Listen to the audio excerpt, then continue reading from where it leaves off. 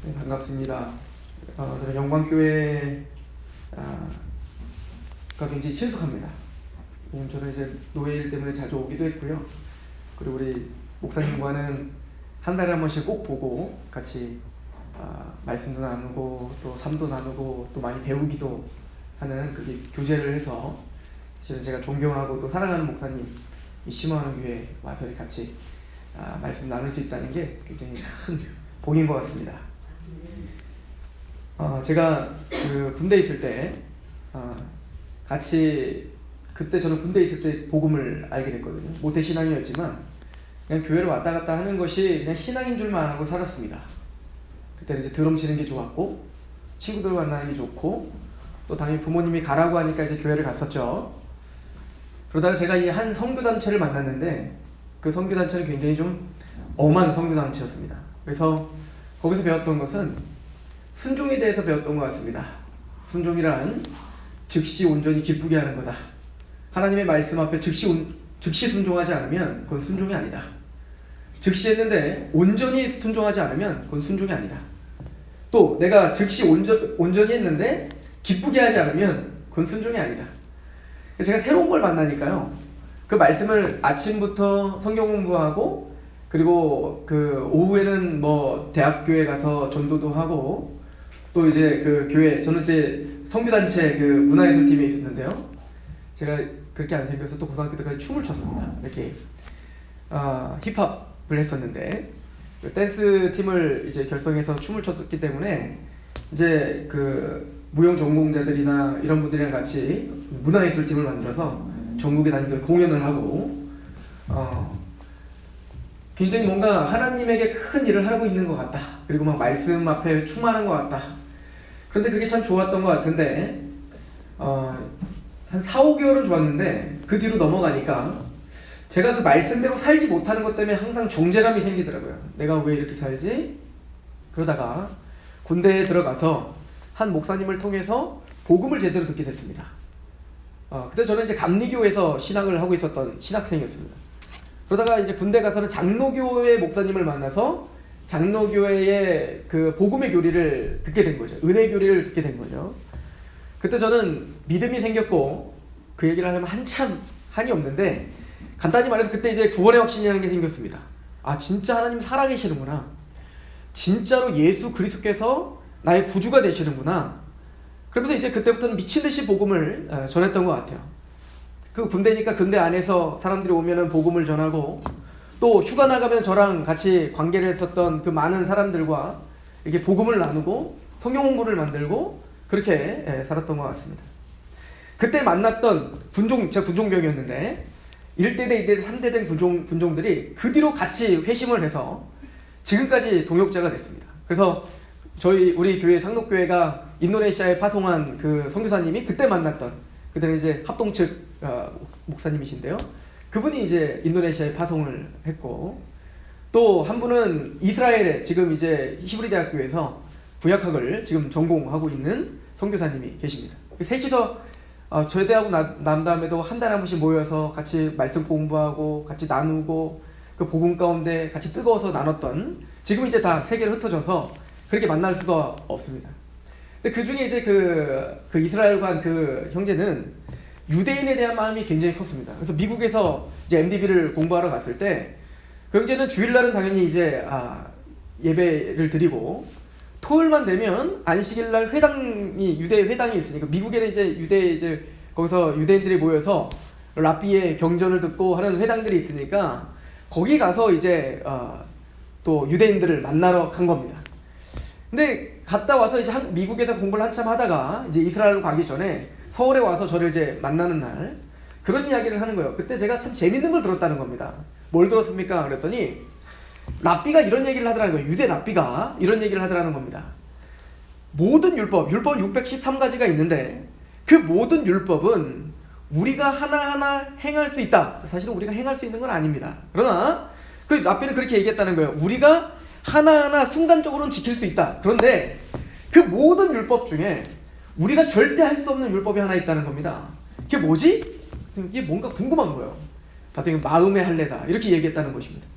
그 마음의 할례는 앞으로 오실 자가 있는데 메시아 대망사상을 아직도 믿고 있지 않습니까? 그러니까 오실 메시아, 우리는 예수님이 오셨다고 믿는데 그들은 아직도 메시아가 올 거라고 믿고 있잖아요. 그러니까 그 메시아가 오면 마음의 할례를 주실 것이고 그때서는 정말로 마음의 할례를 우리가 다 받게 될 것이다. 이렇게 얘기를 했다는 거예요. 그 얘기를 듣고 굉장히 저는 큰 가르침을 얻었어요. 그러면 결론적으로 말하면 우리는 이미 예수 그리스도께서 이 땅에 2000년 전에 오셨고 예수님 십자가에 죽으시고 부활하신 이후에 우리는 모두가 다 마음의 할례를 받았다는 얘기인 겁니다. 우리가 정말 예수님을 믿고 있다면, 우리가 정말 예수 그리스도 앞에 우리가 하나님을 예배하는 자라면 여러분과 저는 모두가 마음의 할례를 받은 자라는 얘기인 거예요. 그래서 제가 마음의 할례가 뭐지? 궁금해지기 시작했습니다.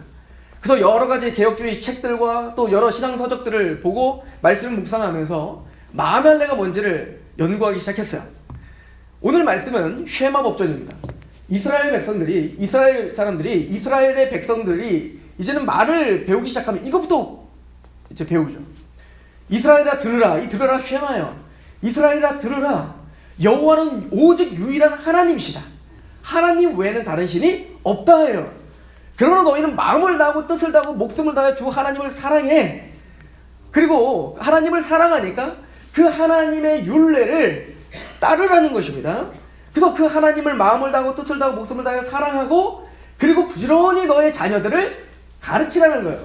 그러니까 자녀들을 가르치기 전에 먼저 우리가 먼저 하나님을 사랑하는 게 먼저겠죠. 하나님을 마음을 다하고 뜻을 다하고 목숨을 다해 사랑해라. 그리고는 그 하나님의 말씀을 미간에 붙이고 손목에 기호로 매라. 이렇게 표현을 했단 말이에요. 그래서 유대인들은 아직도 이렇게 빵모자 같은 거 쓰고 딱 빼면 여기 이제 뭘 달고 다녀요. 그러니까 율법을 여기다가 메고 다닌단 말이에요. 진짜 하나님이 그러라고 한 거겠습니까?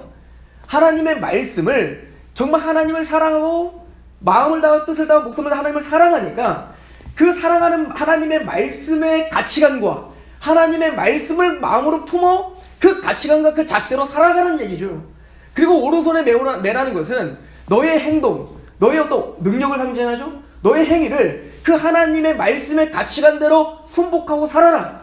이게 진짜 하나님을 사랑하는 거 아니겠는가? 즉 그 얘기를 하고 있는 거란 말이에요. 그런데 이 하나님 사랑하는 것이 바로 마음의 할례라는 걸 알게 됐습니다.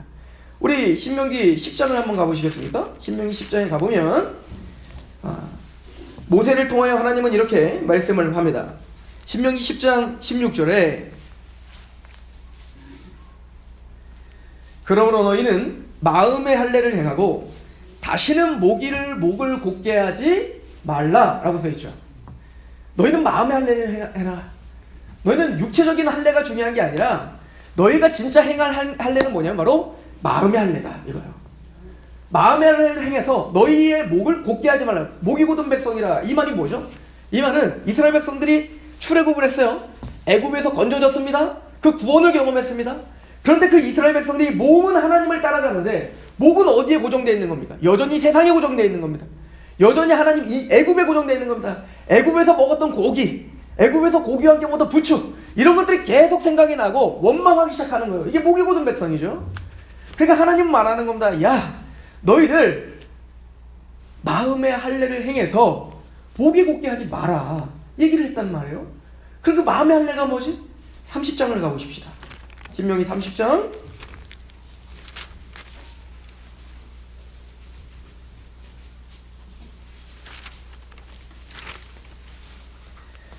신명기 30장 6절입니다. 제가 읽어드릴게요. 내 하나님 여호와께서 내 마음과 내 자손의 마음에 할례를 베푸사 너로 마음을 다하며 뜻을 다하여 내 하나님 여호와를 사랑하게 하사 너로 생명을 얻게 하실 것이다. 마음의 할례를 행하면, 마음의 할례를 행한 자의 열매가 뭐냐면 마음을 다하고 뜻을 다하고 목숨을 다하여 하나님을 사랑하게 되는 거예요. 이스라엘 백성들은 말입니다. 율법을 하나님이 주셨어요. 여러분들 시내산에서 하나님이 모세 보고 그럽니다. 내가 너에게 율법을 줄 거야. 근데 모세가 이스라엘 백성들을 모아놓고 말을 하죠. 얘들아, 하나님께서 하나님이 율법을 준다고 하거든? 너희들 어떻게 할래? 근데 이스라엘 백성들은 지금 출애굽을 경험했다고요. 얼마나 감격스럽겠습니까? 그런 이스라엘 백성들이 모세에게 말하죠. 주시기만 하십시오. 주면 우리가 다 지켜 행하겠습니다. 라고 외칩니다. 그때 모세가 이야기합니다. 너희들 약속했다? 하나님 앞에 정말 그렇게 약속한 거다?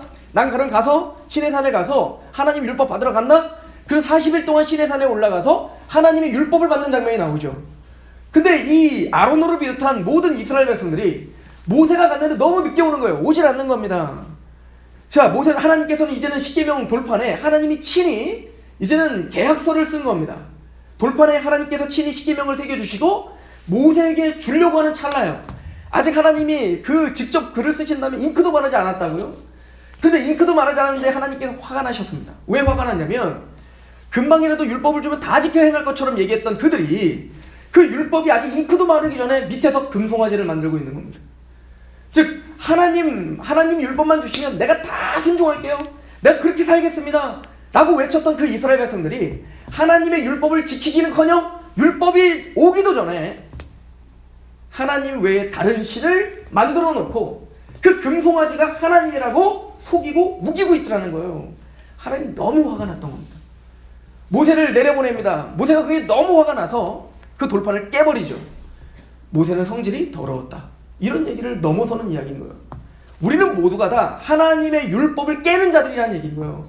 우린 모두가 다 한 사람도 열애 없이 하나님의 율법과 거룩의 잣대 앞에 우린 모두 죄인이라는 얘기입니다. 언제부터 우리가 이렇게 목이 곧아졌죠? 언제부터 우리가 마음이 이렇게 굳어졌죠? 언제부터 우리는 하나님의 말씀은 등한시 여기며 내 마음과 내 뜻대로 살게 됐냔 말이에요. 아담과 하와 이야기죠. 하나님께서 에덴 동산을 창설하셨습니다. 그리고 하나님께서는 아담과 하와에게 내가 너를 하나님의 형상대로 만드신다 라고 말하고 생육하고 번성하고 땅에 충만하고 정복하고 다스려 5가지 축복을 하세요. 그 5가지 축복을 한마디로 하면 왕권을 주신 겁니다. 왕권. 정복하고 다스리라는 겁니다. 하나님의 형상이라는 겁니다. 하나님의 형상이라는 말은 형상이라는 말이 원래 히브리어는 체렘, 젤렘이라고 불러요. 그건 뭐냐면 동상 이런 뜻이에요. 동상. 예를 들어 학교 같은 데 가면 이순신 장군 동상이 있잖아요. 근데 그 동상은 이순신 장군이 아니에요. 그런데 우리는 그 동상을 보면 그냥 돌덩어리죠. 돌덩어리. 근데 그 돌덩어리를 보면서 우리는 누굴 생각할 수 있어요? 이순신을 보는 거예요. 이순신을 기리는 거예요. 이순신을 생각할 수 있는 겁니다. 마찬가지로 우리가 바로 하나님의 쩔렘인 거예요. 우리는 사실 아무것도 아닌 겁니다. 우리는 흙이죠. 우리는 티끌입니다. 그런데 우리를 하나님은 하나님의 형상으로 만드셨다는 겁니다. 그래서 아무것도는 우리를 바라보며 모든 만물은 누구를 보는 겁니까? 하나님을 보는 것처럼 우리를 봐서 그 아담과 하와에게 모두가 복종하게 만들어졌다는 것입니다. 그래서 이제 그 웨스트민스터 신학교에 그레고리 빌이라고 하는 유명한 교수님이 계세요. 그분이 하나님의 형상을 설명하면서 그 히브리어의 체렘이라고 하는 단어를 이제 헬라어로 번역한 성경이 있어요. 70인역이라고. 거기는 뭐라고 번역을 했냐면 아이콘이라고 번역했습니다. 아이콘. 그러니까 하나님의 아이콘이라는 뜻인 거예요. 근데 아이콘 잘 아시죠? 컴퓨터에 보면 컴퓨터 화면에 보면 여러 아이콘들이 있잖아요. 그 아이콘에 무슨 능력이 있습니까? 그 아이콘에 도대체 무슨 힘이 있겠냐고요. 그냥 그림이잖아요. 그림. 아무것도 아니지 않습니까? 그런데 그 아이콘을 클릭하면 우리가 상상할 수 없는 엄청난 데이터에 접속이 되는 겁니다. 우리가 상상할 수 없는 정보에 접촉이 되는 거죠. 마찬가지로 우리가 모두 그런 하나님의 아이콘이라는 얘기인 겁니다. 하나님의 형상이라는 거예요. 여러분들에게 접촉을 하면 무한하신 하나님이 보이는 겁니다. 여러분과 이야기를 하다 보면 그 무한하신 하나님이 느껴지는 겁니다. 이게 원래 올바른 하나님의 형상이었어요. 그런데 죄로 말미암아 이 하나님의 형상이 왜곡됐고 고장났고 파괴됐단 말입니다. 이것을 칼빈은 하나님의 형상이 왜곡됐다, 하나님의 형상이 고장났다 이렇게 표현을 해요. 근데 여러분들 예수님을 믿으면 여러분들 그 형상이 회복됐을 거 아니겠습니까? 그래서 여러분들 구원받은 사람을 뭐라고 합니까? 그리스도의 편지라고 하는 거예요. 여러분들 통해 예수님이 일으켜줘야 된다는 얘기인 거예요. 우리를 뭐라고요? 그리스도의 향기라고 한단 말이에요. 우리가 가는 곳에 예수님의 향기가 드러나는 거 아니겠습니까?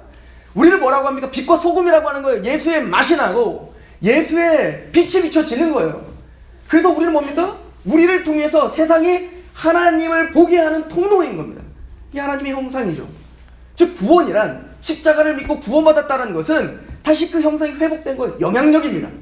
다시 하나님이 우리가 가는 곳마다, 우리가 걷는 곳마다, 행하는 곳마다 거기에 예수가 느껴지는 겁니다. 이게 영성인 거죠. 여러분들 제가 이런 얘기를 해요. 우리 청소년들한테 얘기를 하면서 너희들 경건이 뭔지 알아? 영성이 뭔지 알아? 하나님의 형상이 뭔지 알아? 양파를 자른 칼과 같은 거야. 이게 뭔 말이에요? 양파를 자른 칼로다가 사과를 닦아봐. 거기에 사과에 양파 맛이 나. 양파를 자른 칼로다가 수박을 잘라봐. 그 수박에 양파 맛이 나. 이게 하나님의 형상이야. 우리가 공부를 하고 있는데 그 공부를 통하여 하나님의 형상이 드러나야 돼.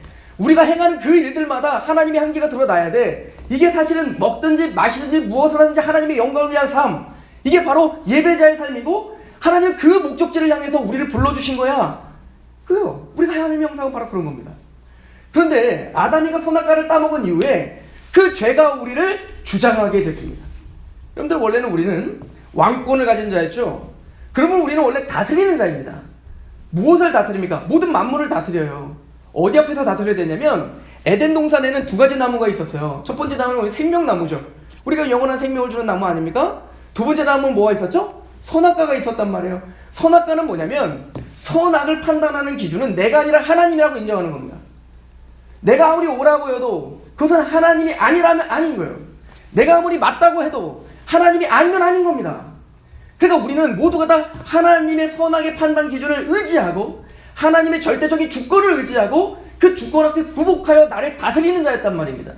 그러니까 아담과 하와는 원래 다스리는 자였으니까 에덴 동산에 뱀이 와서 야, 그거 먹으면 니들이 하나님처럼 지혜로워질까봐 하나님은 그런 거야. 그랬다면 아담과 하와는 마땅한 왕으로서 어떻게 됐을까요? 선악과 앞에서, 그 선악 하나님의 판단 기준 앞에서, 하나님의 말씀 앞에서 다스렸어야죠. 누구를? 뱀을 다스렸어야죠. 그런데 도리어 뱀에게 정복당했습니다. 도리어 죄에게 지배를 당했단 말이에요. 이게 우리의 저주된 모습입니다. 이게 죄라는 모습입니다. 이게 아담에게만 있나요? 우리에게도 있지 않습니까? 우리가 하나님의 말씀대로 산다고 하면서도 우리는 끊임없이 내 감정이 나를 주장하고 있다고요. 내 지식이 나를 주장하고 있다고요. 내 판단이 주장하고 있다고요. 하나님의 말씀 앞에 나를 내 몸처럼 복종시키는 그 하나님의 주권을 인정하는 것이 참 많이 없다고요. 이게 바로 죄라는 거예요. 죄는 하나님의 말씀 앞에 복종하지 않고 반역을 저지르는 게 죄인 거죠. 우리 마음이 굳었습니다. 이걸 로마서 1장 18절은 뭐라고 말하냐면 하나님이 지금 진노하고 계시는데 누구에게 진노하냐면 불의는 죄죠. 불의로 하나님의 진리를 가로막고 있는 자들에 대하여. 아담이 타락한 이후에 이제는 우리를 누가 가로막고 있다고요? 죄가 우리를 가로막고 있다는 겁니다. 이사야서는 뭐라고 하냐면 하나님과 우리를 죄가 가로막았다라고 말하고 있다고요. 이걸 다른 말로 말하면 고린도후서 5장 4절에 뭐라고 말하냐면 이 세상 신이 누굽니까? 사단의 권세를 말하죠. 이 세상 신이 믿지 아니하는 자들의 마음을 혼미하게 하나니 그리스도의 영광의 복음의 광채가 비치지 못하게 한다. 여러분들 밖에 나가서 전도하면 예수님 믿는 게 쉬워요? 안 믿는 게 쉬워요? 안 믿는 게 쉬운 거나 믿는 게 이상한 거예요. 여러분들 지금 여기 앉아있는 게 이상한 거라니까요. 예수님을 전해서 예수님을 안 믿는 게 당연한 겁니다. 성경은 왜 그렇게 말하냐면 죄와 사단의 권세가 우리를 혼미하게 하고 있어서 그 영광의 복음의 광채 가운데 비치지 못하게 하여 우리를 그 하나님의 말씀에 복종하지 못하게 하는 세력이 있다라고 분명히 이야기하고 있죠. 보세요. 우리가 원래 하나님의 형상대로 하나님과 연결되어서 영적으로 하나님과 연결되어 있으니까 우리의 생각은 어땠을까요? 하나님을 알겠죠. 하나님 100% 알았을 거 아닙니까? 한번 생각해 보시죠. 아담이 흙으로 빚으시고 하나님이 생기를 불어넣어 생명이 되었어요. 그런데 아담이 우리처럼 성경 공부를 하고 설교를 듣고 따로 막 성경을 막 열심히 공부해 하나님을 알았을까요? 그런 게 어디 있어요. 그냥 아담은 창조되자마자 하나님을 직관적으로 알았겠죠. 하나님은 하나님이셔. 하나님은 창조자야. 하나님 나를 사랑하시지. 하나님 국률이 많지. 하나님 놀랍지. 영광스럽지. 그냥 알았을 거라고요.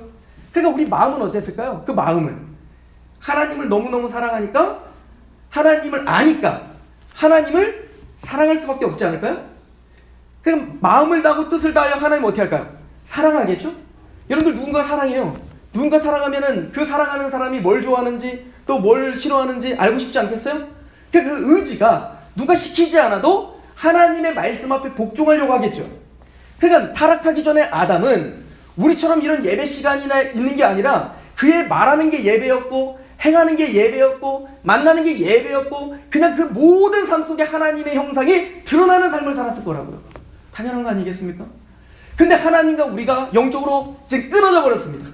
죄로 말미암아 하나님과 우리가 영적으로 끊어졌어요. 이걸 성경은 뭐라면 죽었다라고 표현하는 겁니다. 근데 예수님께서 한 제자가 한 청년이 와서 내가 주님을 좀 따르겠습니다. 그랬더니 예수님 그러죠. 그래 너 따르라. 그런데 지금 따르라. 그랬더니 그 사람이 뭐라고 합니까? 내가 따르긴 따를 건데 우리 아버지 장례만 좀 치르고 내가 따를게요. 이렇게 말을 해요. 그러니까 예수님 뭐라고 하시냐면 야 죽은 사람은 죽은 사람이 장례하게 하고 넌 날 따러. 죽은 사람이 어떻게 죽은 사람을 장례를 치러요. 그러니까 살아있으나 주님이 영적인 눈으로 보면 뭐예요? 죽어 있다는 얘기인 겁니다. 그러니까 우리 모두가 다 죽었다는 거예요. 이거를 에베소서 2장은 뭐라고 합니까? 허물과 죄로 죽었다 이렇게 표현하거든요. 죄 때문에 우리는 영적으로 끊어져 버린 겁니다. 하나님과 우리가 단절됐다고요? 하나님과 우리가 영적으로 끊어져 버리니까 하나님을 알 수 있나요? 지식이? 하나님을 모르겠죠. 하나님을 알 수가 없습니다. 하나님을 알 수 없으니까 하나님을 사랑할 수 있나요? 사랑할 수 없죠. 근데 우리 인간은 하나님은 누군가를 알고 누군가를 사랑하게 만들었다고요? 그러니까 하나님이 없는, 하나님을 모르는 그 사람은 누굴 사랑할까요? 나를 사랑하는 나. 사탄이 뭐라고 꼬시냐면 하와에게 이거 네가 먹으면, 이거 먹으면 나를 하나님처럼 여기게 될 거다? 이렇게 꼬시지 않습니다. 그걸 먹으면 네가 하나님처럼 될 거야. 네가 하나님이야. 네가 왕이야. 네 맘대로 살아야지. 왜 하나님의 말대로 그렇게 살려고 해? 이게 죄란 말입니다. 하나님을 모르니까 하나님을 사랑할 수 없고 나를 사랑해요. 나를 사랑하니까 어떻게 될까요? 의지는 하나님 말씀대로 살 수 있겠어요? 내 욕심대로 살지 않겠습니까? 내 뜻대로 살지 않겠습니까? 그 이기적인 존재가 된 겁니다. 여러분들 그런 이기적인 존재가 부부가 만났어요. 그러니까 그렇게 싸우는 거예요. 그렇게 이기적인 부부들이 마을을 잃었어요. 그러니까 님비 현상이 일어난 거예요. 서산에서도 어디 소각장생이 나니까 저쪽에서 소각장생만 반대. 그래 그러면은 그 서산 안 되니까 대천으로 올게. 그럼 대천도 반대 이럴 거 아니에요, 그죠? 님비 현상이 일어나는 거죠. 이기적인 겁니다. 그런 인간들이 나라를 만드니 뭐가 생겨요? 전쟁이 일어나는 겁니다. 모든 싸움과 모든 갈등의 근원은 바로 하나님과의 관계의 문제라고 성경은 가르쳐주고 있는 거예요. 에베소서 가볼까요? 이거 제 얘기 아니에요. 에베소서 4장 한번 가보십시다. 에베소서 4장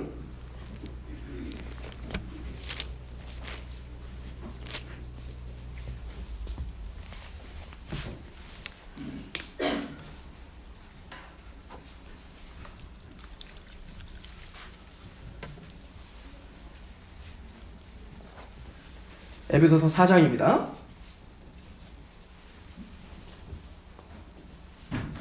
17절 보시겠어요? 그러므로 내가 이것을 말하며 주 안에서 증언하노니 이제부터는 너희는 이방인의 그 마음에 허망한 것을 행하지 말라. 믿지 않는 그 이방인들처럼 허망하게 행하지 말라는 거예요. 그럼 그 허망한 상태가 어떤 상태죠? 18절 첫 번째, 그들의 총명이 어두워지고 그들 가운데 무지함, 하나님을 향한 지식이 박살났습니다. 하나님을 알지 못합니다. 그 마음은 어떻게 됐습니까? 그들의 마음이 굳어졌다는 겁니다. 목이 굳은 거예요. 굳어진 겁니다. 예수님 믿어. 됐어. 그런 거 너나 믿어. 관둬. 난 내 주먹을 믿어. 웃기고 있네. 그건 마음이 약한 사람이야 믿는 거야. 난 날 믿지. 마음이 굳어졌어요. 하나님을 사랑할 마음이 없습니다. 자기를 사랑합니다. 자기 욕심대로 살고 싶습니다. 그들의 마음이 굳어짐으로 말미암아 하나님의 생명에서 떠나다. 이게 죽음의 상태다 말하고 있습니다. 하나님과의 단절의 상태다. 그런 19절을 말합니다. 같이 읽어볼까요? 시작. 그들이 감각 없는 자가 되어 자신을 방탕에 방임하여 모든 더러운 것을 자기 이기적인 존재가 됐습니다. 그래서 싸움이 일어납니다. 여러분들 이제는 하나님의 말씀대로 살기보다는 내 뜻대로 살고 싶어요. 아담이 타락하자마자 그의 아들 가인을 보면 딱 그 마음이 이제 뭔지 보입니다. 아벨은 하나님이 받으시는 예배를 드렸고 가인은 하나님이 받지 않는 예배를 드렸습니다. 즉 죄라는 녀석은 먼저 뭐를 부셔버린다는 거예요? 예배를 부셔버린다는 겁니다.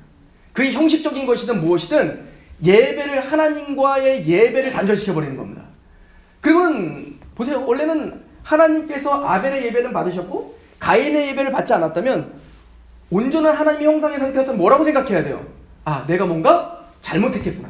하나님 빨리 회개해야 되겠구나. 주님, 내가 도대체 무엇이 잘못됐습니까? 라고 물어봐야 될 거 아니에요? 근데 가인은 어떻게 하죠? 화를 내는 거예요. 얼굴색이 변해요. 우리 말은 삐진 거예요. 하나님 말하죠. 네가 왜 얼굴색이 변하냐? 네가 잘못했으니까 내가 그렇게 한 거 아니냐? 혹시 내가 그러면 불의하다는 얘기냐?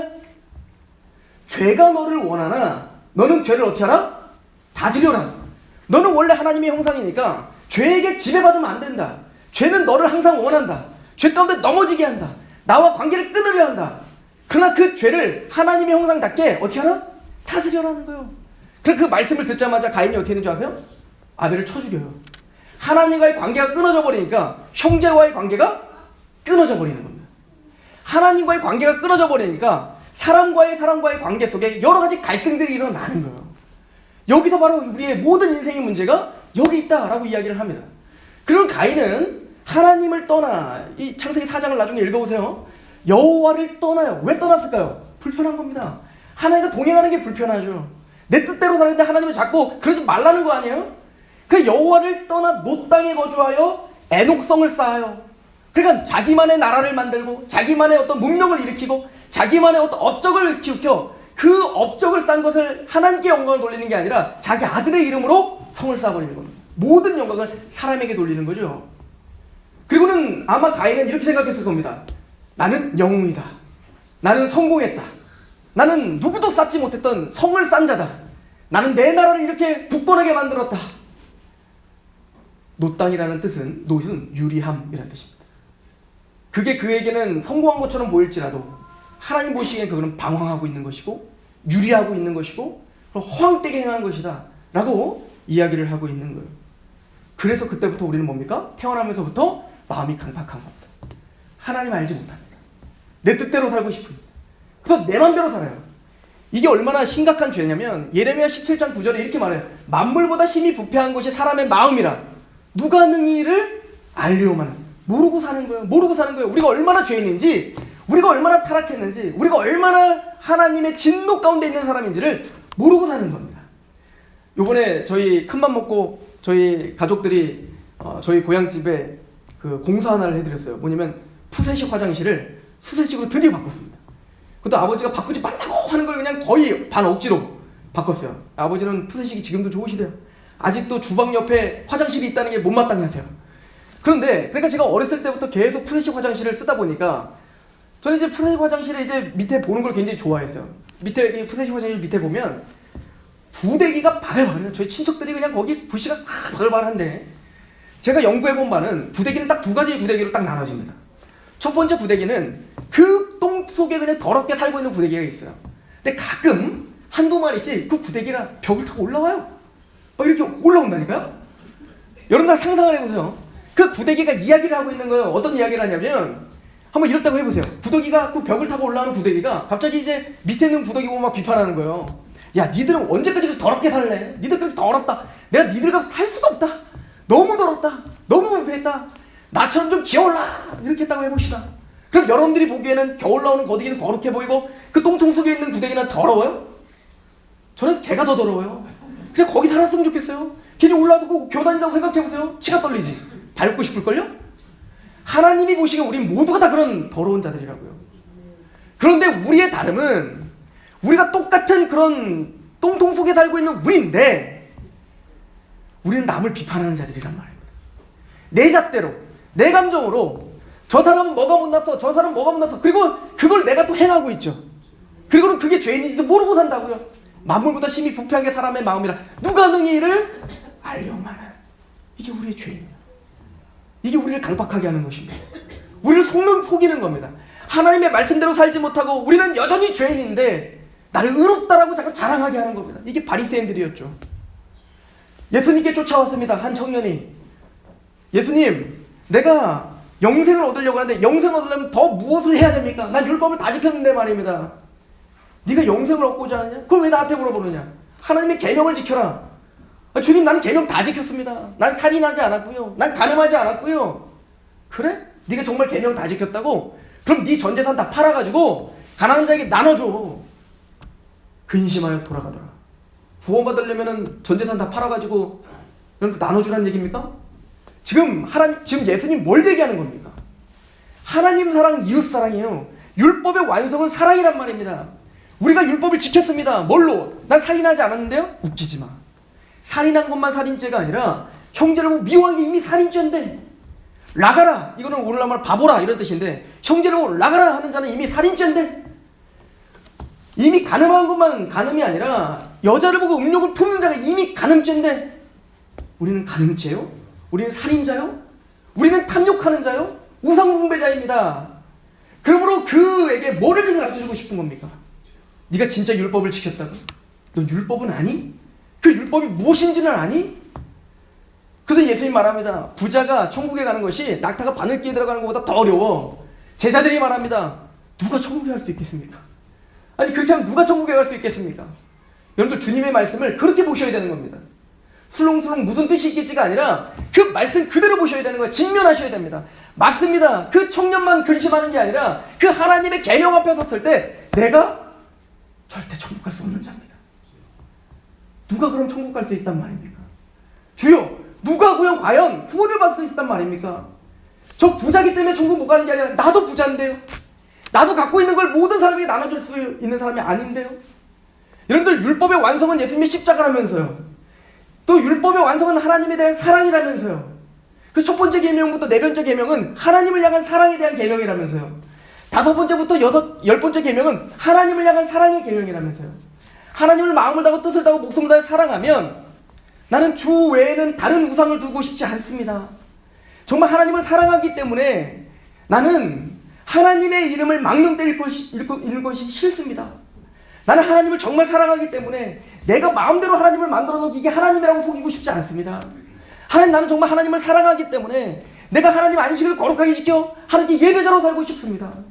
하나님 내가 정말로 하나님을 사랑하는 마음을 나를 국률이 여기는 하나님을 보니까 저희 어머니가 그 얘기를 해요. 우리 어머니가 위로 누나만 셋이에요. 그리고 저를 낳았거든요. 근데 그게 끝이 아니었어요. 원래 형이 낳는데 형 죽었대요. 둘째 형 낳는데 둘째 형 죽었대요. 셋째를 낳았더니 우리 첫째 누나, 넷째를 또 우리 둘째 누나, 또 낳았더니 셋째 누나, 또 낳았더니 또 넷째 누나. 근데 그 넷째 누나는 또 죽더라는 겁니다. 그리고 너무너무 갈급해요. 그리고 제가 나온 거예요. 얼마나 귀하겠습니까? 우리 어머니 얼마나 오기야 금이야 저를 키웠겠냐고요. 그때서야 자녀 귀한 줄 알았다는 겁니다. 예전엔 몰랐는데 내가 그렇게 어렵게 자녀 하나를 낳아보니까, 그렇게 아들을 한번 낳아보니까 지나다니는 아이들이 그렇게 존귀해 보일 수가 없더라는 겁니다. 여러분들 하나님을 십자가의 사랑으로 하나님을 사랑하게 됐어요. 그 크신 하나님의 사랑이 나를 감격시켰어요. 나는 여전히 죄가 많은데 그런 죄 많은 나를 용서하시고 용납하시고 또 용서하시는 그 하나님의 사랑을 알았어요. 그리고 옆에 있는 형제를 보니까 그 형제도 나와 같이 사랑하셨다는 말을 듣고 그 형제에 대한 보여지는 태도가 달라지지 않겠어요? 그래서 하나님과의 관계가 깨지면, 하나님과 먼저 관계가 깨지면 그 형제를 쳐 죽이며 형제들과의 관계가 깨지는 것처럼 반대로 우리가 예수님의 십자가로 하나님과의 관계가 회복되면 내 형제를 내 몸처럼 사랑하게 되는 거 아니겠습니까? 이게 당연한 거예요. 당연한 겁니다. 그렇죠? 그렇게 하나님을 사랑합니다. 그러니까 우리가 하나님을 사랑하기 때문에 형제를 사랑해요. 내 부모를 공경할 수밖에 없는 거예요. 여러분들 자녀가 딸이 남자친구를 데려옵니다. 어머님, 아버님, 제가 사랑하는 딸과 결혼하고 싶습니다. 그래? 건실해 보이네. 좋네. 근데 그 청년이 가만 보니까 그 결혼하고 싶은 딸의 집에, 그 여자친구네 집에 왔더니 TV가 너무 좋은 겁니다. TV를 훔쳐가 버렸네? 이게 사랑하는 겁니까? 이게 무슨 사랑이에요? 사랑하면 TV를 훔쳐가는 게 아니라 우와 부러운 TV가 있어. 근데 셋탑박스가 안 달렸네. 내가 셋탑박스 달아주고 싶다. 이런 마음이 사랑 아니에요? 그러니까 십자가를 통한 하나님의 사랑이 있는 사람은 율법을 지켜야지가 아니라 그냥 그 사랑 때문에 내가 하나님을 향해서 살아가고 있는데 뒤를 돌아보니 하나님의 율법이 지켜지고 있더라요. 이게 마음의 할례입니다. 이스라엘 백성들에게 돌판에 새겨진 율법을 주니까 이스라엘 백성들은 십계명을 지키려고 부단히도 애를 썼습니다. 이게 잘 됩니까? 안 되는 겁니다. 그러니까 그 율법의 기준을 자기 잣대로 낮추는 겁니다. 살인하지 말라라고 하는 것은 예수님이 가르쳐준 대로 원래 주신 목적이 형제를 미워하는 것에 다 포함한 거예요. 근데 그것까지 하려면 누가 살인하지 말라를 지킬 수 있겠냐고요. 그러니까 그걸 낮추는 거죠. 살인하지 말라는 정말 살인하지 말라야. 그러니까 살인하지 않았으니까 나는 하나 받았다. 의를 하나 챙기고. 이런 식으로 바리새인과 서기관들이 자신들은 죄인이 아니라고 뻐기고 있었던 거예요. 예수님이 산상수훈을 통해서 뭘 말하는 겁니까? 아니, 니들은 죄인이다. 하나님의 말씀 앞에 누가 과연 죄인이 아니겠는가? 이거를 알게 하는 것이 바로 율법이죠.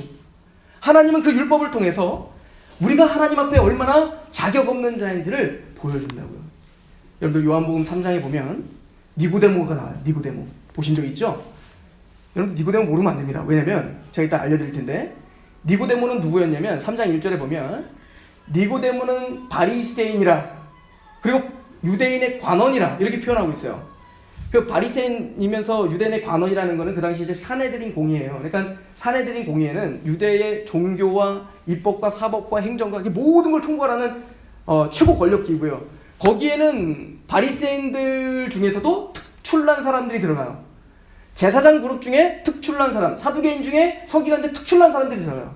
그러니까 니고데모는 그냥 바리새인이 아니에요. 바리새인 중에 바리새인이에요. 거의 바울과 방불해요. 그러니까 니고데모는 어떤 사람일까요? 하나님의 말씀을 율법을 달달달 다 외웠을 거라고요. 그리고 자신이 행할 수 있는 만큼 율법을 정말 철두철미하게 살았던 사람이었을 거라고요. 근데 그 바리새인들은 다 예수님을 비판했지만 이 니고데모는 밤에 예수님을 찾아왔다고요. 그리고 물어봅니다. 그러면은 칭찬할 만하지 않아요? 그런데 이 예수님은 바리새인인 니고데모에게 바로 뭐라고 하냐면 내가 진실로 너에게 이르노니 네가 거듭나지 아니하면 하나님 나라를 볼 수 없다. 네가 아무리 말씀을 많이 알더라도, 네가 뭘 행했더라도, 네가 우리로 말한다면 네가 무슨 뭐 어떤 지위에 있냐, 네가 무슨 헌금을 했냐, 또 네가 뭘 어떻게 하는 게 헌신했냐, 뭘 했냐, 아무 상관없다. 그게 천국 가게 하는 거 아니다.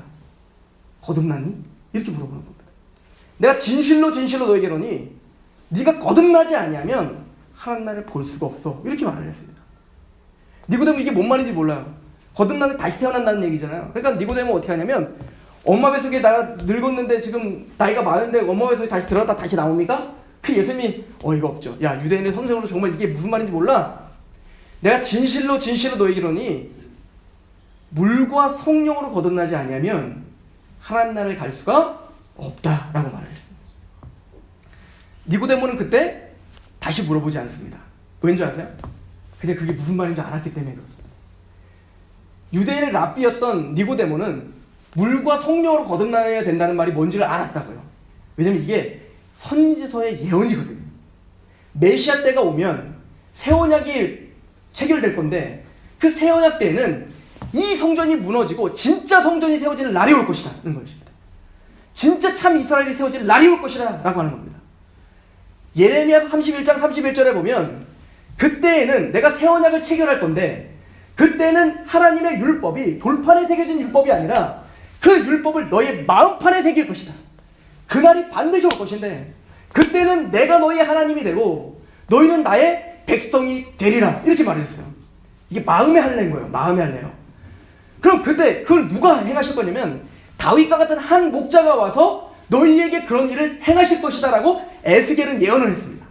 그래서 에스겔서 36장에 보면 그때는 성전에 물을 뿌려 36장에 물을 뿌려 정결케 하고 우상을 제거하고 이런 말이 나와요. 이게 무슨 얘기냐면 여러분들 그 당시에 성전은 어땠을까요? 막 양을 잡고 소를 잡고 제사 드렸을 거 아니에요? 근데 생각해 보세요. 양을 잡고 그 피를 막 흘려서 그 피를 막 또 휘장에 뿌리고 번제단에 뿌리고 막 그러잖아요. 번제단 태우고. 근데 만약에 성막 안에 청소를 안 했다고 생각해 보세요. 어떻게 될까요? 날도 더운데. 그 피 비린내와 이 시체 썩은 냄새가 얼마나 진동하겠냐고요. 에스겔서는 하나님이 보여지는 예루살렘 성전에서 그 영광이 떠났다는 걸 보여주는 선지서입니다. 그 영광이 떠났다. 더러워진 꼭 머리끝부터 발끝까지 이사야서의 표현대로 보면 머리끝부터 발끝까지 성한 데가 없을 만큼 그런 죄악이 관영한 그곳에 함께 있을 수 없다는 겁니다. 그러나 그날이 오면 내가 물로 그 더러워진 성전, 그 혐오스러운 성전 앞에 물로 깨끗하게 청소하는 것처럼 그 우상 숭배를 제거하고 그 죄들을 다 제거할 날이 반드시 올 것이다. 그리고 거기에 새 영을 주어 새 마음을 주어 굳어진 마음을 부드러운 마음으로 바꾸게 될 것이다.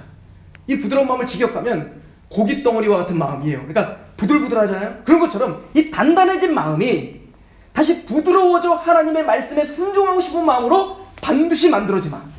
그리고 거기에 내 영을 부어 성령님입니다. 내 영이 그 안에 들어가 내 율례를 행하게 하리니 그때는 그들이 나의 백성이 되고 나는 너의 하나님이 되겠다.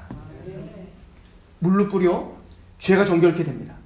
그리고 거기에 성령님이 임하셔 우리를 성전 삼아 주시겠다는 겁니다.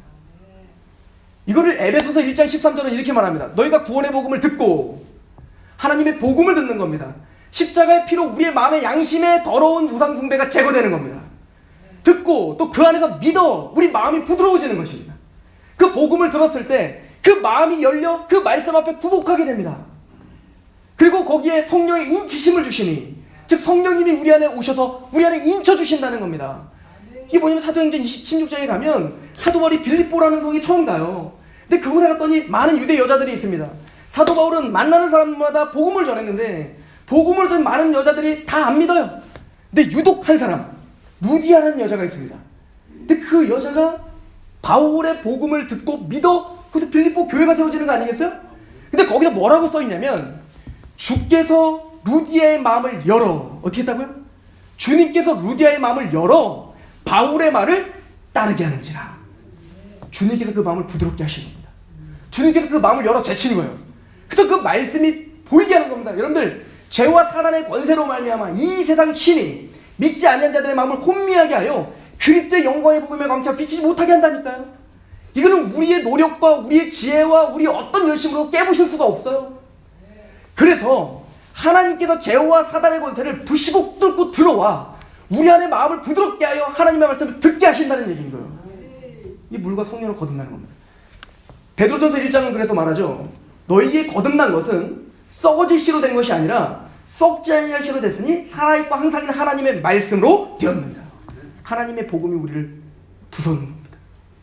하나님의 말씀은 운동력이 있어서 영과 골수를 찔러 쪼개기까지 합니다.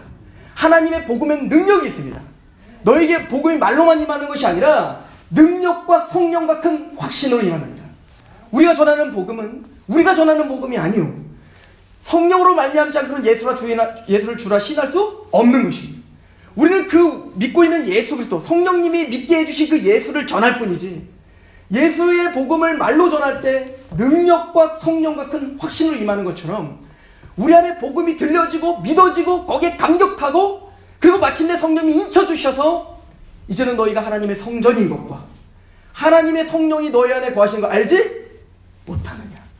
참된 성전이 됐다는 거예요. 이제는 하나님의 영광이 가득한 성전이 됐다는 거예요. 누가? 예수 그리스도를 믿고 있는 우리가 말입니다. 보십시오. 예수님을 믿습니다.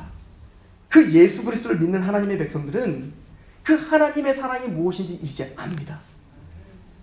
저는 오늘도 우리 성도들에게 그런 얘기를 했는데, 가끔 청년들이 저한테 이런 질문을 해요.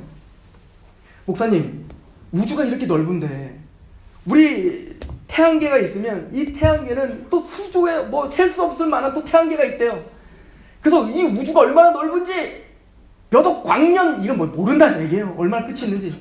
그리고 뭐라면 우주는 확장된대요. 모른다는 얘기인 거예요.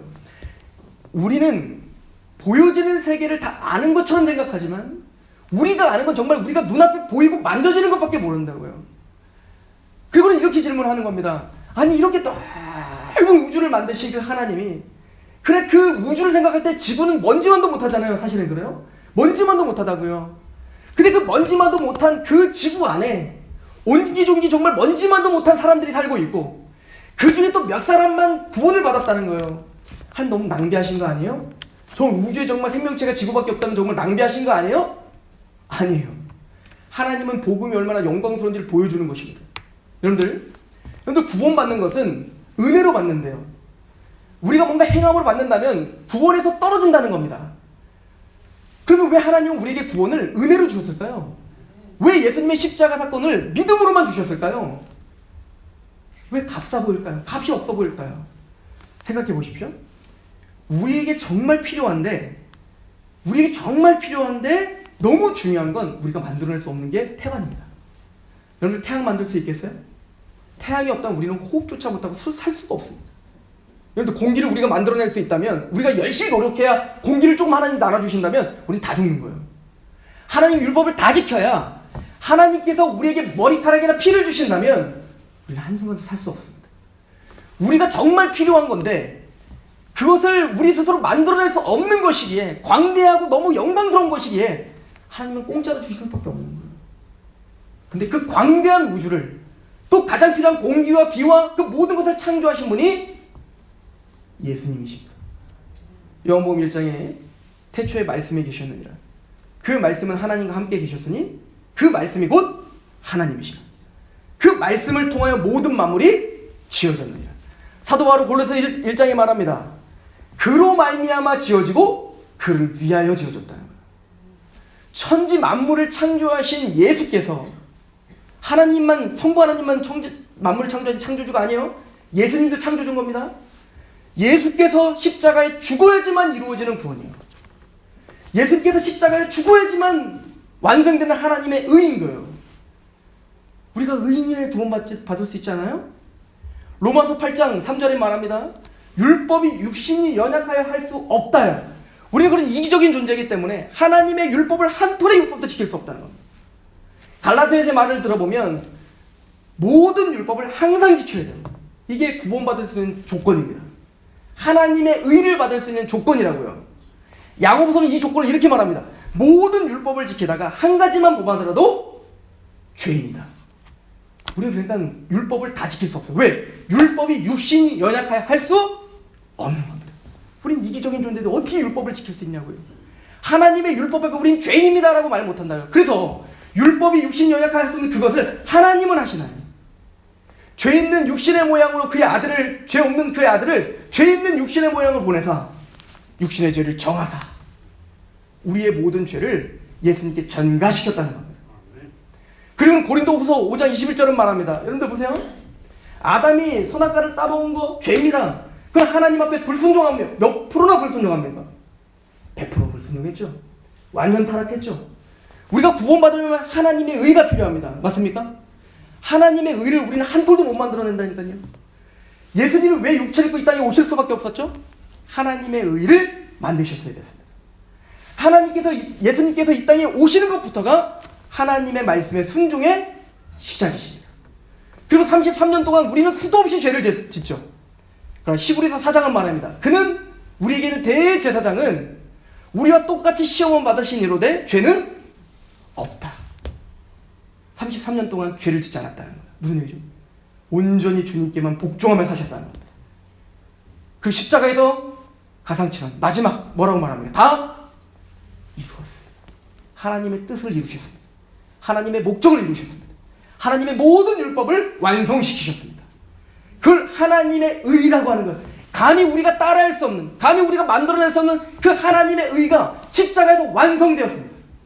율법이 육신을 연약할 수 없는 그것을 하나님은 하시나니 죄 없는 그 아들의 모양으로 보내사 죄 있는 그 육신의 모양으로 보내사 육신의 죄를 정하셨어요. 그는 고린도후서 5장 21절은 말합니다. 하나님께서 죄 없으신 그를 우리를 대신하여 죄로 삼으신 것은 우리의 죄가 예수님의 십자가로 전가된 것은 우리로 하여금 하나님의 의가 되게 하려 하십니다. 우리의 모든 죄는 예수님의 십자가에 전가되고 예수님의 십자가에서 이루신 하나님의 의는 우리에게 전가되고 이걸 마틴 루터가 뭐라는 줄 아십니까?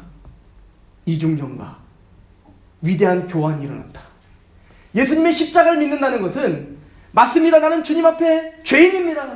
그런데 예수님의 십자가 사건에서 내 죄가 다 담당해서 내가 받을 모든 저주를 십자가 다 받으시고 그리고 십자가에서 완성하신 하나님의 의는 내 것으로 간주해 주셨습니다. 우리가 만들어낼 수 없는 거예요. 그래서 하나님 우리에게 은혜로 주시는 겁니다. 은혜로 주시는 거예요. 근데 이것을 우리가 스스로 깨달을 수가 없는 겁니다.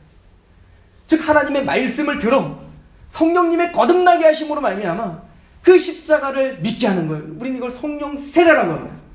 즉 성령님께서 우리에게 오셔서 근데 세례 받잖아요. 침례교는 침례라는 걸 받아요. 그죠? 침례는 뭐냐면 물속에 완전히 잠기는 거예요. 그죠? 뭐죠? 죽음을 상징하는 거예요. 홍해에 파라오를 비롯한 모든 이집트의 죄인들이 다 잠기는 것처럼 우리가 물속에 들어감으로 또 물뿌림을 받음으로 뭘 고백하는 겁니까? 나는 죽었습니다요. 누구와 함께? 예수와 함께 십자가에서 내가 죽었습니다. 그리고 그 물에서 나오면서 또 물뿌림을 이제 끝내면서 나는 예수님의 십자가에서 3일 만에 부활한 것과 연합되어 나는 이제 하나님을 향하여 산 자가 됐습니다. 이걸 누가 믿게 하시는 거냐? 내 마음을 열어 성령이 인쳐주시는 겁니다. 성령님께서 우리의 마음을 믿게 하시고 감격시켜 주시는 거예요. 즉 하나님의 거듭남이란 니고데모에게 거듭나야 된다. 물과 성령으로 거듭나야 된다라고 했는데 그러면은 니고데모에게 예수님께서 부원들 복음을 전했을까요? 전했죠. 이 요한복음 3장 16절입니다. 하나님이 세상을 이처럼 사랑하사 독생자를 주셨으니 저를 믿는 자가 멸망치 않고 영생을 얻게 하려 하시리라. 십자가의 은혜를 깨달은 하나님의 백성들은 그 하나님의 말씀 앞에 하나님을 사랑하게 됩니다. 그리고 그 말씀대로 살려고 해요. 이게 하나님의 마음에 할례를 받은 자의 태도입니다. 저는 안산에 있을 때 이단 상담을 했어요. 저희 아내도 신천지에서 나온 분입니다. 저희 처남도 신천지 출신이에요. 저희 처남댁도 신천지 출신이에요. 상담을 하면서 제가 요즘에 느끼는 게 있어요. 제가 한참 안산에서 상담을 할 때 7년 전이었어요. 7년 전. 그때 신천지 숫자가 4만에서 5만입니다. 4만에서 5만이었어요. 근데 제가 서산으로 내려올 때쯤에 한국교회가 신천지에 대해서 이제 알게 됐습니다. 그래서 미친듯이 세미나하고 신천지 나가라! 뭐 신천지는 추수꾼은 나가라! 이런 거 팻말도 다 붙였고요. 그럼 좀 나아질 줄 알았는데 지금 신천지 숫자가 얼마인 줄 아십니까? 16만원, 17만원. 그렇게 열심히 우리가 그 신천지를 대적하고 있는데 그들은 아랑곳하지 않고 더 많이 늘어나고 있습니다. 저는 사실은 조금 자존심이 상합니다. 그분들이 다 누구냐면 우리처럼 교회에 있던 분들이 다 나가는 겁니다. 중직자들이었습니다. 정말 하나님을 섬기겠다고 했던 사람들이었습니다. 근데 하나님의 말씀이 거기가 맞다고 떠난 사람들이 그렇게 수도 없이 많은 거예요. 여러분들 요시야 왕을 아시죠? 그 요시야가 종교개혁을 일으킵니다. 요시야는 사실은 유대 왕의 거의 막판의 왕이에요. 근데 그 요시야가요 하나님을 너무너무 사랑한 겁니다. 그래서 성전에 들어가서 그 성전을 좀 보수해라. 왜 이렇게 성전이 이렇게 뭔가 이렇게 무너진 게 있는데 이렇게 보수를 안 하니? 성전 좀 보수해 라고 했는데 성전을 보수하다 보니까 뭐를 발견했냐면 여호와의 율법책을 발견했어요. 그럼 충격받으셔야 되는 겁니다. 지금까지 그러니까 뭐를 안 갖고 신앙생활을 했다는 거예요. 그 사람들은 율법책이 없이 그냥 형식적으로 제사를 드렸다는 거예요. 그 어떤 선대 왕들도 그걸 문제 삼지 않았다는 겁니다. 더 충격적인 것은 그래서 요시야는 율법책을 보고 바로 가슴을 찢으며 하나님 앞에 우는 장면이 나옵니다. 그리고 나는 이 모든 말씀을 이루려 하노라. 그리고는 종교개혁을 일으킵니다. 그때 아주 충격적인 종교개혁의 모습들이 드러납니다. 한번 보시겠어요? 우리 열왕기 하를 잠깐 보시겠습니다. 열왕기 하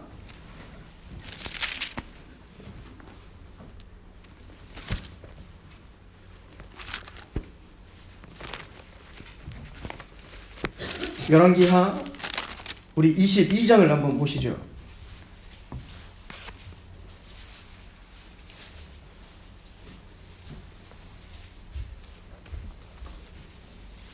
(22장 11절은) 이렇게 말합니다. 왕이 율법책의 말을 듣자 곧 그의 옷을 찢으니라. 왜 찢었을까요? 왜 요시야는 울 수밖에 없을까요? 나는 하나님 앞에 잘한다고 생각했던 겁니다. 원래 전통이 이랬으니까, 내 앞에서 원래 이렇게 살았으니까, 이게 예배의 모습이었으니까, 그냥 이게 성전의 모습이었으니까 당연하게 여기며 살았던 겁니다. 그런데 율법을 통해서 보니까 엉망진창인 겁니다. 하나님의 율법의 잣대로 보니까 말씀에서 너무나 어긋나 있는 것을 보인 겁니다. 어느 정도인지 아십니까? 충격적입니다. 23장을 한번 가보시죠. 4절에 보시면 왕이 대제사장 hil기야와 모든 부제사장들과 문을 지킨 자들에게 명령하여 바알과 아세라와 하늘의 일월 성신을 위하여 만든 모든 그릇들을 여호와의 성전에서 내다가 예루살렘 바깥 기드론 밭에 불사르고 그것들의 죄를 베델로 가져가니라. 하나님의 여호와의 성전에 바알과 아세라를 섬기기 위한 그릇들이 있었던 겁니다. 누구 하나 근데 그것을 문제 삼지 않아요. 원래부터 있었으니까. 이게 끝이 아닙니다. 5절 보세요. 옛적에 유다 왕들이 세워서 유다 모든 성읍과 예루살렘 주위의 산당들에서 분향하며 우상을 섬기게 한 제사장들을 패하며 또 바알과 해와 달과 별대와 하늘의 모든 별에게 분향하는 자들을 패하고 또 여호와의 성전에서 뭐가 있었어요? 아세라 상을 내다가 예루살렘 바깥 기도론에 그릇만 있었던 게 아니라 주의 성전에 아세라 상이 있었다고요. 또 충격받으셔야 되는 거예요. 놀라셔야 되는 겁니다. 말도 안 되는 일이 있었던 겁니다. 좀 더 보실래요? 충격적인 거? 7절. 또 여호와의 성전 가운데 뭐가 있었어요?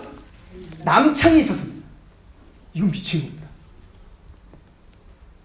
근데 누구 하나 그게 잘못됐는지 몰랐다고요. 왜일까요? 말씀이 없었기 때문에 그렇습니다. 사도 바울은 로마서 10장에 이렇게 말합니다. 너희가 하나님께 열심은 있으나 올바른 지식을 따르지 않는구나. 하나님의 의를 모르고 자기 의를 세우려다가 하나님의 의에 복종치 않는구나. 하나님의 말씀을 떠난 신앙이란 우상 숭배가 될 가능성이 있습니다. 이게 종교교육자들의 마음이었던 거 아닙니까? 마틴 루터가 여러분들 왜 종교교육을 일으켰는지 아십니까? 1517년에 11월 1일 날이 우리가 보통 종교개혁, 10월 31일 날 비텐베르크 성당에 95개 좀 방방문을 붙였다는 거예요. 그걸 왜 붙였냐면 10월 30일, 11월 1일은 그 당시에 지금도 그런데 만성절이에요. 만성절. 만인의 성인을 숭배하는 날이었던 겁니다. 카톨릭에. 만인의 성인을 숭배하는 날이었기 때문에 그 비텐베르크 시에 그 선제우는 예수님의 누웠던 구유의 지푸라기, 예수님이 마리아의 모유를 수유했을 거 아니에요? 모유 수유가 굳어져서 생긴 분유가 있었다는 거예요. 예수님이 십자가에 달리셨는데 못이 몇 개밖에 없겠어요? 3개죠. 그 3개 중에 하나. 이런 것이 10,000가지가 넘게 갖고 있었다는 거예요. 그러면은 만성절날은 뭐냐면 그 성인들의 어떤 유물들을 쫙 펼쳐요. 그 유물들을 펼쳐서 먼저 와서 그 성인의 물품에 손 얹고 기도하는 사람 병이 낫고 뭐 기적을 체험하고 이런 말도 안 되는 것이 카톨릭의 지배를 하고 있었습니다. 게다가 비텐베르크 성당에 그 만성절에 그것을 깔아놓으니까 이런 그 전설이 있었대요. 비텐베르크 성당에 제일 먼저 만성절날 문이 열렸을 때 제일 먼저 들어가서 성물 앞에서 기도하는 자는 모든 병이든 다 낫는다. 그러니까 아이돌 공연하면 그 전날부터 어떻게 해요? 텐트들이 진을 치는 것처럼 비텐베르크 시가 얼마 되지 않는 조그만 도시인데 거기에 어마어마한 사람들이 거기 몰려들었다는 거 아니야? 10월 31일만 되면? 왜 전날부터 진치고 자기가 먼저 들어가려고 하니까. 근데 그렇게 진치고 있는 사람은 다 어떤 사람일까요? 가난하고 병들고 예수님 아니면은 의지할 곳이 없는 사람들일 거 아닙니까? 루터는 그걸 보면서 가슴이 찢어졌던 겁니다. 하나님의 말씀을 떠나 지금 헛된 것을 구하는 우상 숭배를 하고 있는 저 카톨릭의 저 하나님의 말씀을 떠난 그 모습을 보면 예수님 믿고 목자 없는 양처럼 유리해 보이는 그 백성들을 안타까워하는 것처럼 루터는 너무너무 가슴이 아파 거기에 자기가 파면당하건 뭐 할 거는 생각 않고 95일 방방문을 붙인 거예요. 이게 종교개혁이죠. 요시아가 바로 그 일을 했던 겁니다. 우리는 그 종교개혁의 후예들입니다. 루터는 자기 혼자 그렇게 했던 게 아니에요. 이미 루터의 전 세대에 위클리프라고 하는 그 하나님의 사람이 하나님의 말씀을 읽어보니 오직 의인은 믿음으로만 산다는 걸 알게 됐습니다. 하나님의 말씀만이 우리의 신앙의 기준이라는 걸 알았습니다. 그래서 죽음을 무릅쓰고 자기의 모국어로 성경을 번역했어요. 나중에는 위클리프는 다행히 순교로 나가지 않지만 나중에 위클리프 무덤을 빼서 사지를 절단해버리죠. 그럼 왈도라는 사람이 또 얀후스라는 사람이 자신의 생명을 걸고 하나님의 말씀을 다시 우리에게 돌려주려고 했습니다. 그리고 드디어 칼빈이 또 루터가 쯔빙글리가 다시 하나님의 말씀을 우리에게 돌려준 겁니다. 모든 하나님의 신앙의 기준이 하나님의 말씀에 있기에 그 말씀 앞에 꼭 에스라가 나는 이제부터 하나님의 율례를 연구하고 또 준행하고 가르치기로 결심했습니다 라고 고백한 것처럼 그 모든 믿음의 선진들은 하나님의 말씀을 연구하고 싶어 했습니다. 그 말씀에서 생명을 얻었고 그 말씀을 헐떡거리는 마음으로 신령한 것을 사모하듯 그 말씀으로 성장했습니다. 하나님의 말씀은 하나님의 성령의 영감을 받았어요. 그래서 우리를 책망과 바르게 함과 의로 교육하기에 유익하게 모든 선한 일을 행할 수 있는 능력을 갖추게 하려 함이라. 오늘 본문은 말합니다. 너희가 마음을 다하고 뜻을 다하고 목숨을 다하여 하나님을 사랑하라.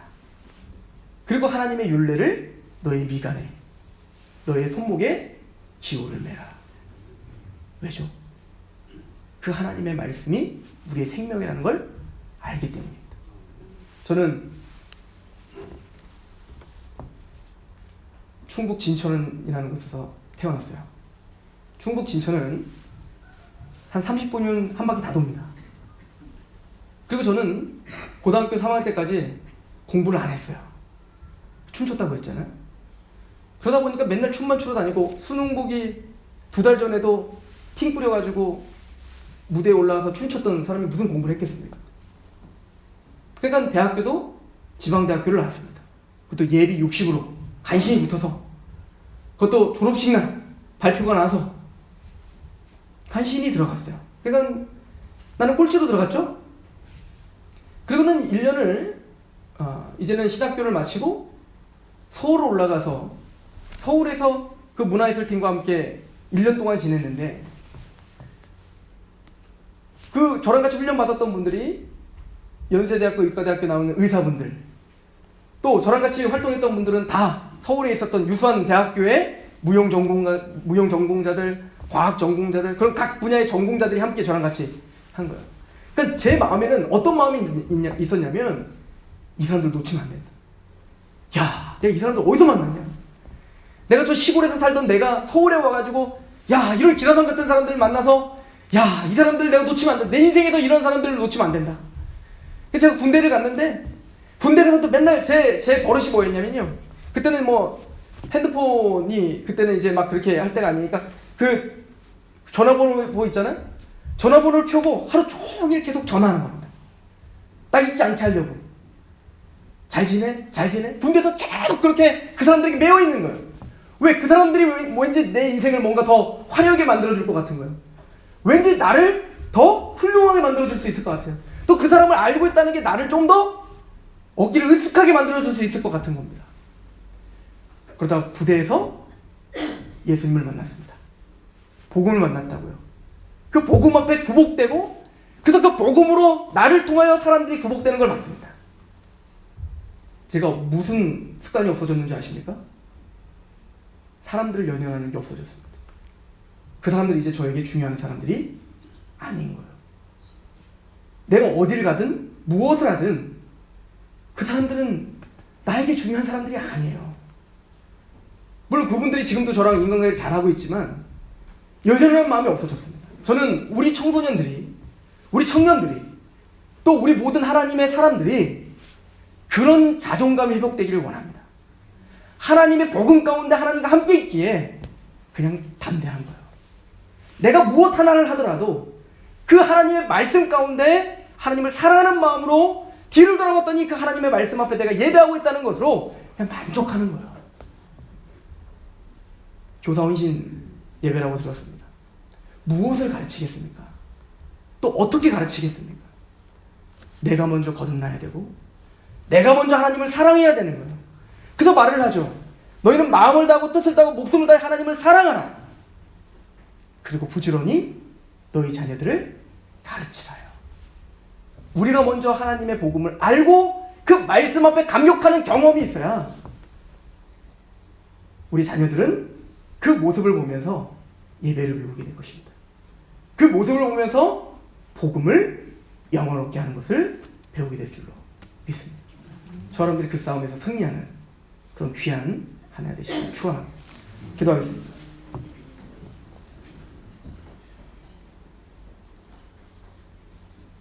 주님, 예수 그리스도의 십자가의 은혜가 우리를 강권합니다. 사도 바울이 고백했듯 내가 미쳤어도 하나님을 위하여 미쳤고, 내가 정신이 온 줄 알도 너희를 위한 것이다. 내가 죽어도 주를 위하여 죽고 내가 살아도 너희를 위해 산다라고 말했는데, 동일한 복음을 믿고 있고 동일한 하나님의 은총 속에 살고 있는 우리가 내가 감옥에 끌려가는 것 외에는 다 나와 같이 되기를 원한다라고 고백했던 사도 바울의 말씀 앞에 하나님 그 복음을 영화롭게 하도록, 또 그 복음 앞에 강권되어 예배하며 그 복음 앞에 강권되어 그렇게 우리가 다음 세대를 준비하는 교육이 일어날 수 있도록 우리를 긍휼히 여기시고 붙잡아요 주님의 강권적인 은총 가운데 인도하여 주옵소서. 예수님의 이름으로 감사하며 기도합니다.